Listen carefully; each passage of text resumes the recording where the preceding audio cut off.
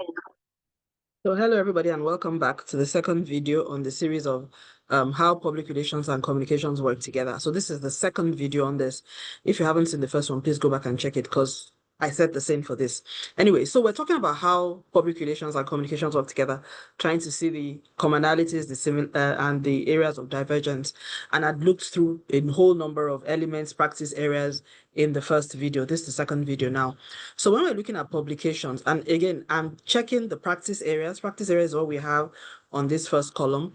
And then I have, the practice, the field of traditional public relations, strategic publications, strategic public relations, and strategic communications. In the first video, I had defined what public relations and um, strategic communications are, and you can see a bit of that. I had said that traditional PR focuses a lot on building and maintaining a positive public image. Is very much about putting a positive spin on negative events. Image and spin are two words that you will find that people use a lot in traditional PR.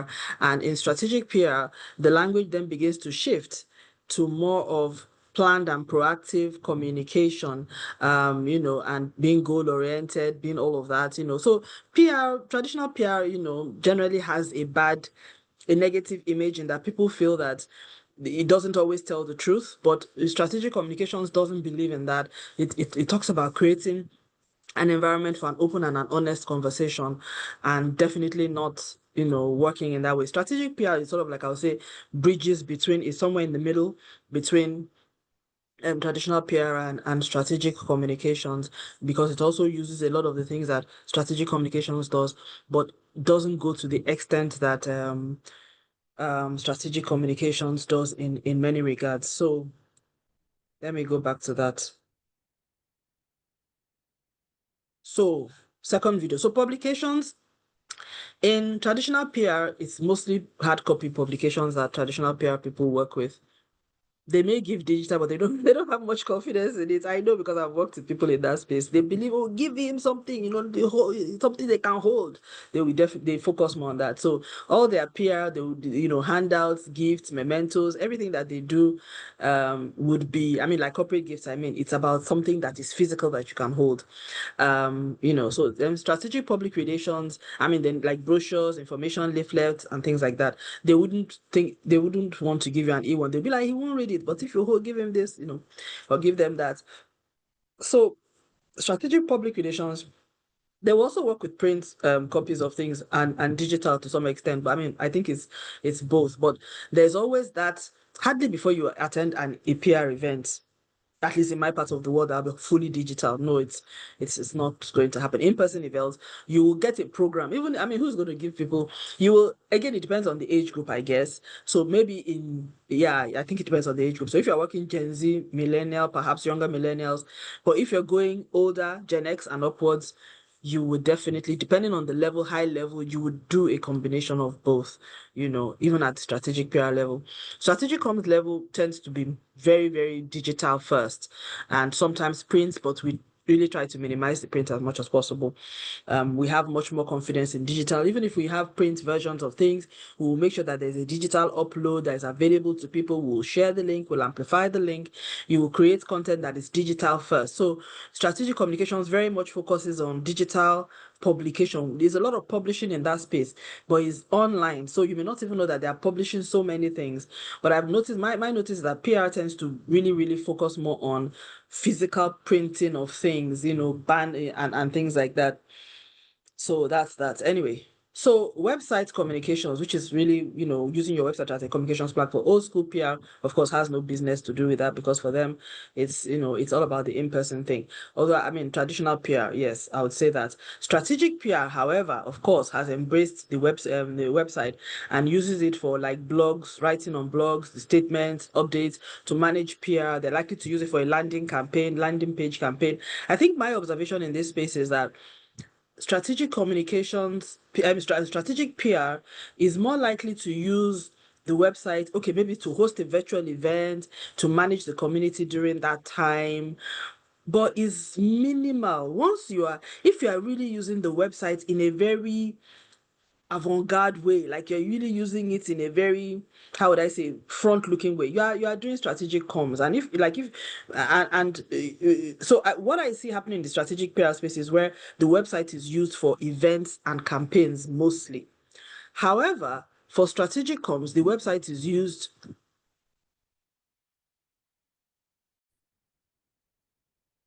What I see for strategic PR is that strategic public relations uses websites, communications to manage relationships for certain stakeholders on certain issues at a particular time.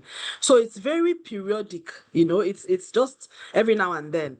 However, strategic communications, they are responsible for managing all content of the website, the story design, the page updates, the website architecture, the visual storytelling, the website's communication strategy, the analytics, even the structure, the design, the back end, and all of that. So the website is a daily activity for a communication specialist. If you have a website, whether it's an issues-based website, a corporate landing page, a front office, or you are actually marketing and selling, a communication specialist, you must always be going to your back end. You must understand, you have an SEO strategy, you're doing all of that. So you're putting a lot of effort on communicating with the world that you cannot see. Whereas strategic PR is more focused on using the website to manage communications with a community that I already know. I probably also already communicate with them or relate with them through other channels. This is just an additional thing.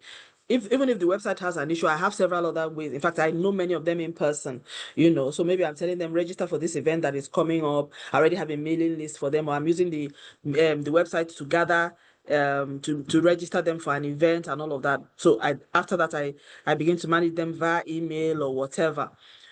So that's how strategic PR would use the website. But for strategic comms people, it's not only for events. If you are running your website only for events, then you are doing strategic PR.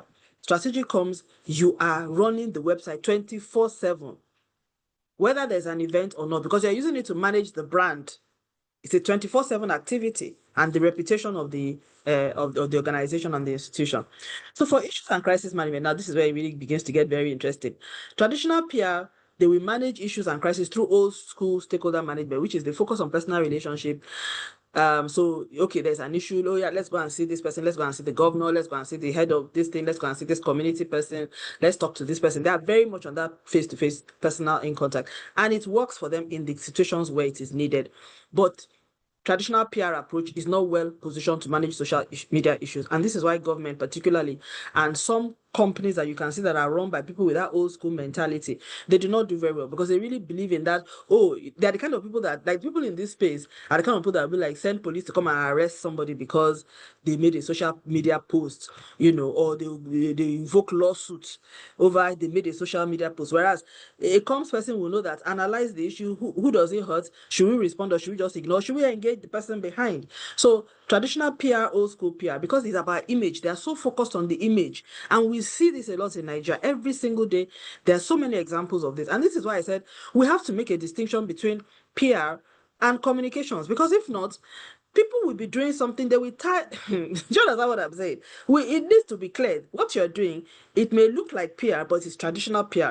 Beyond traditional PR, there's a strategic approach. Traditional PR has its place.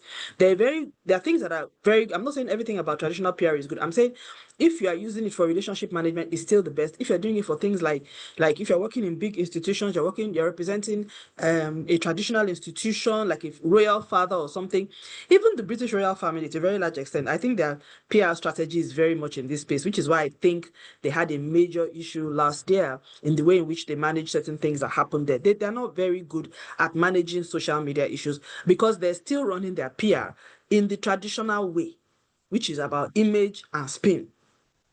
So they are not even here, to my mind, unless if I think they're not even here.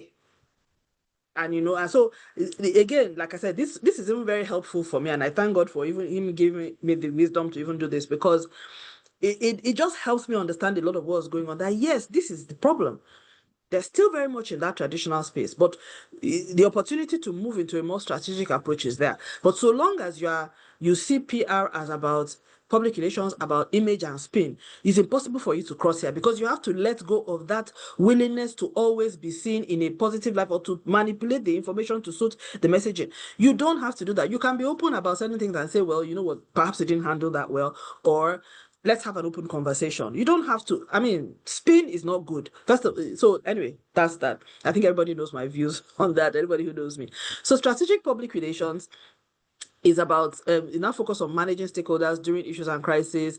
It may also be more focused on managing only established relationships. I think that's another thing about strategic PR or public relations as a whole. There's a tendency to focus on just managing the people that you know. So okay, there was this story in the paper that came out about our organization or our business or about our CEO. So okay, I'll call the board, I'll call government, I will contact the people in the media.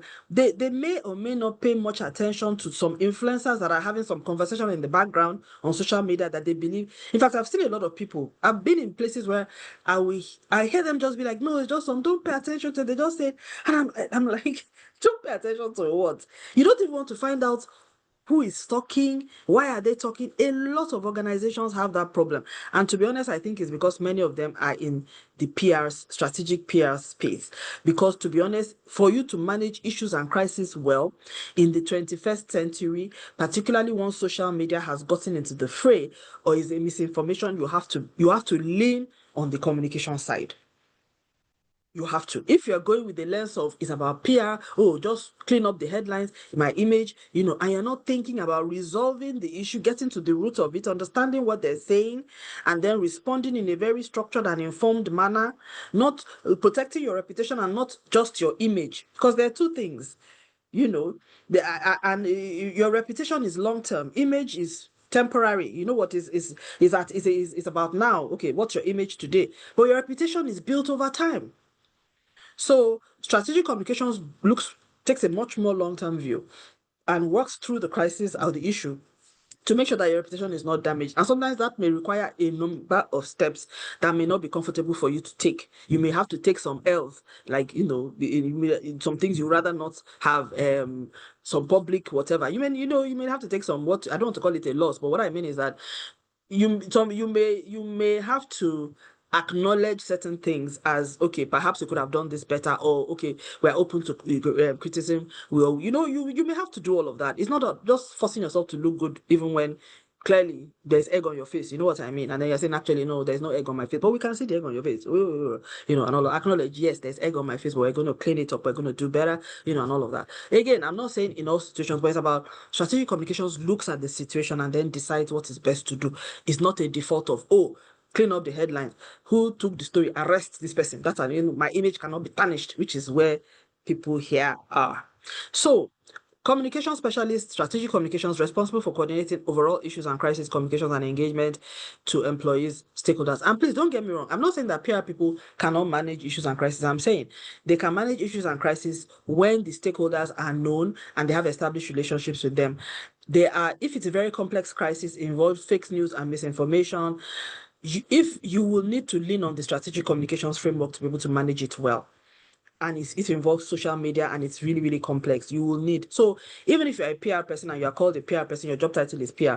If you are using the strategic communications framework, what it means is that you are now going into that framework to use it to be able to manage this issue. So as long as you stay in the PR space alone, you may not have all the tools at hand to be able to manage that crisis effectively. And that's why we see a lot of people blunder in the way that they do, because you cannot use PR alone, which is focused on image and how people are seeing me, just to manage a crisis. You need many things.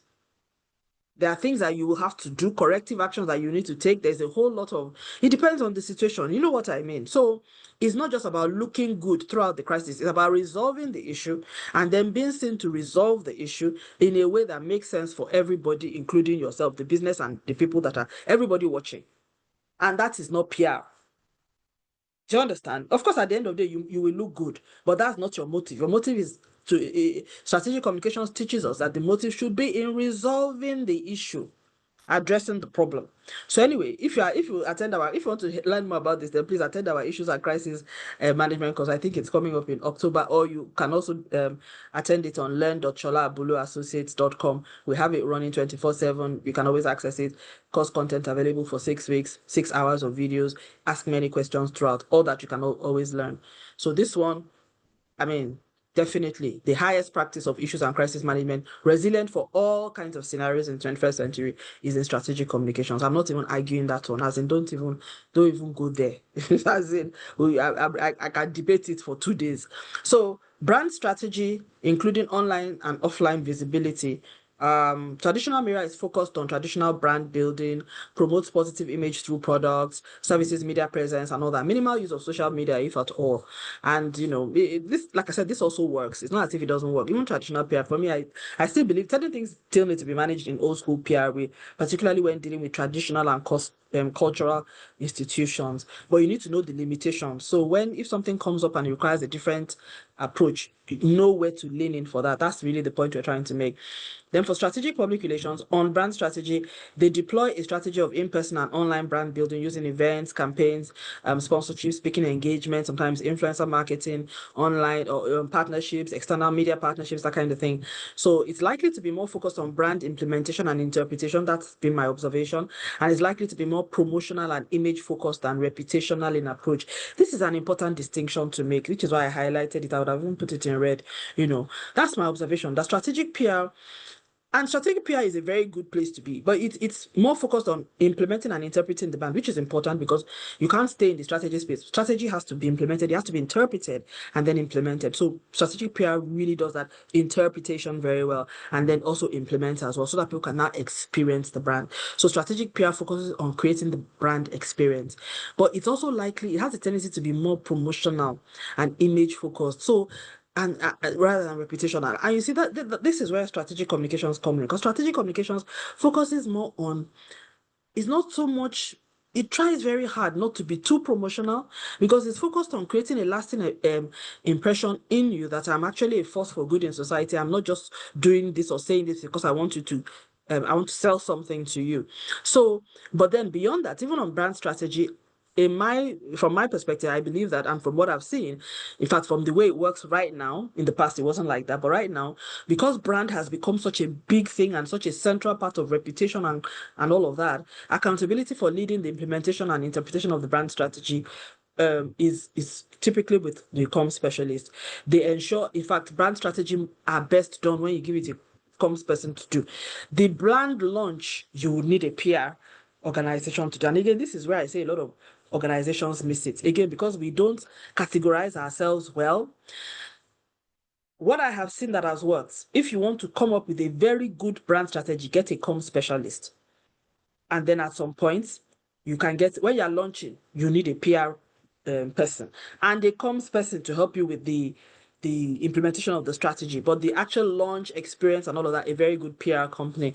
But what I see, a lot of people, they will give their brand strategy to a design company to do, which is a big mistake. If your brand strategy to give it to a PR company as well, what happens for most of them, they do the launch, they have a very nice event, but they don't have a story to tell afterwards because nobody helps them. That whole concept, because a comms person will make sure that you have a brand narrative, will make sure that there's a brand promise. But the PR and the design companies, most of the time, they're thinking about, their mind is already in the interpretation and the implementation. But we are focused on the brand narrative. So it's about the story you're going to tell. That's where we're going to spend all of that effort on. And, we're thinking about the personality. And anyway, I would say the PR person still does a lot of those things. But my observation has been that this framework, the brand framework, which, we also have a course teaching about that. It rests in the hand of the strategic communications specialist, but you will work with PR practitioners. I've been involved in a rebranding before, and even though our firm SA&A did the brand strategy. At the point it came to interpret it in terms of design and implement, a PR company came on board and they helped us with the launch. But we also, we still stayed on and we worked on with them on the launch strategy, but then they went on after that post-launch to go on with the PR and all of that. But the strategy, we were very strong. In fact, we played really strongly in that space, bringing the skills that we have as communications experts to make sure that the strategy was really tight in that conceptual space, and it wasn't just focused on design or promotional, but it was just very, very strategic in its thinking and all of that. So which is why I say here that strategic communications people, specialists, or the practice as a whole, is better positioned to advise on a rebranding or a new brand build. They also know how to protect the brand in a crisis. They are more focused on managing reputation of the brand rather than just making the brand look good. There's a big distinction. If you're focused on making a brand look good, there are many things you will not do that they're supposed to do that you won't do. Because you are like, but if we do this, it will look as if we're admitting that we're wrong. But if it's a comms person, the person look at it, there's no getting around this. You have to do this, because if you don't do this, your reputation is at stake. So we're not looking at image, you're looking at reputation. Image is important, but reputation is what secures your sustenance at the end of the day. So even if you have a bad image, but you have a good, or like what I mean is at this time the image is not looking good, but you have a good reputation, that is a solid one. They have something to stand on. But if the reputation is damaged, then no matter how good you try, no matter how much powder you put on your face, we are not fooled, because we now realize that you are sick, you are damaged already. So no matter the makeup that you put on your face, we don't believe that there's no point buying you. It doesn't. Do you understand what I'm saying? That's what it is. So now, I put this note here just for contextualization. So there is no hard line between the rules. Well, it's not hard, but in some ways there is a mental block between some of these spaces, as you can see from the traditional PR. It takes a mindset shift to move from one space to the other. But for me, wherever you are at, because again, your job may require you to stay more in a space or the other. For me, the important thing is to know where your skills are, and you should know when you need to cross into the spectrum of traditional or strategic PR or communications, or when you are in one area, or when you need to draw on the skills that others have in those spaces, which is how every other practice and operations works. Whether it's finance people know when they need a commercial person on the team, and they get the commercial person. Don't take anything away from you. Just like I said, I worked on with a company that was doing a rebrand. We did the strategy, and then we told them, you will get a PR company. There was no point at which we made it look like we were going to do everything. We're very unequivocally clear about it. We will not. We do only strategy. So we did the brand strategy, but then we made sure that we got the kind of firm that could work for them. We were involved in the selection, we were involved in the criteria around what that firm should be able to do. And then we even stayed on the request of the client to help them walk through that space and make sure that they did. But they were the ones, they came up with the brand design, but we had come up with the framework of what the brand design should look like in terms of the colors, in terms of the personality, in terms of the values and all of that. So they then interpreted it excellently into a design. Of course, there were several iterations and then we had to choose it on, but the framework came from communication specialists. So that's the end of this video, which is the second one on how public relations and communications work together. I hope you enjoyed it. Please share your comments and let me know how you feel about this, and look forward to seeing you on the next video. If you have any questions for me, please drop them in the comments. Thank you very much.